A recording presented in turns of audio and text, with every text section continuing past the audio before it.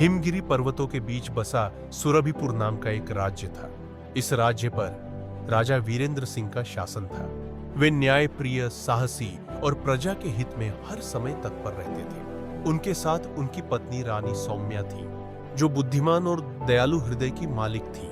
सुरभिपुर में लोग सुखी थे, खेत लहलहा रहे थे और व्यापार फल फूल रहा था। लेकिन सुख के इन दिनों में भी एक बादल मंडरा रहा था। राजा के दरबार में छुपा हुआ एक गद्दार, सपनों का महल और अदृश्य खतरा। राजा वीरेंद्र ने हाल ही में एक भव्य महल बनवाया था, जिसे सपनों का महल कहा जाता था।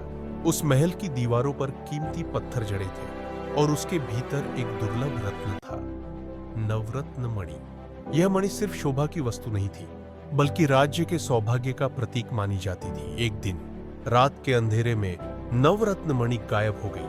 महल में अफरा तफरी मच गई। दरबारियों, सैनिकों और सेवकों से पूछताछ हुई, लेकिन चोर का कोई सुराग नहीं मिला। रानी सौम्या की सूझबूझ। राजा वीरेंद्र दुखी थे, पर रानी सौम्या ने धीरे से कहा, महाराज, अगर यह मणि किसी बाहरी चोर ने चुराई होती तो वह महल के जाल में फंस जाता। यह काम किसी अपने का है और हमें सच तक पहुंचना होगा। राजा ने रानी की बात मान ली और एक योजना बनाई। उन्होंने घोषणा कर दी कि जो भी नवरत्न मणि लौटाएगा उसे इनाम मिलेगा और कोई दंड नहीं दिया जाएगा। लेकिन यह एक चाल थी।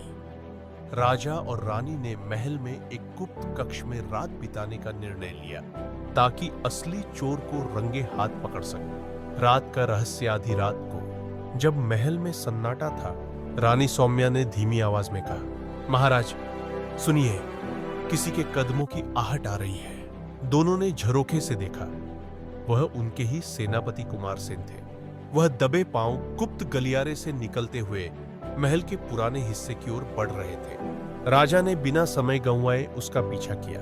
एक कमरे में पहुंचकर कुमार सेन ने मणि एक लकड़ी के संदूक से निकाली और मुस्कुराया। अब इसे दुश्मन राज्य को देकर मैं उनका सहयोगी बन जाऊंगा और सुरभिपुर मेरे कब्जे में होगा। न्याय का समय। राजा ने उसी क्षण आगे बढ़कर उसे पकड़ लिया।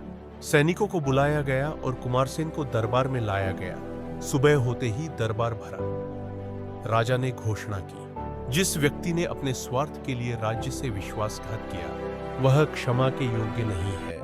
कुमार सेन को आजीवन कारावास की सजा दी गई।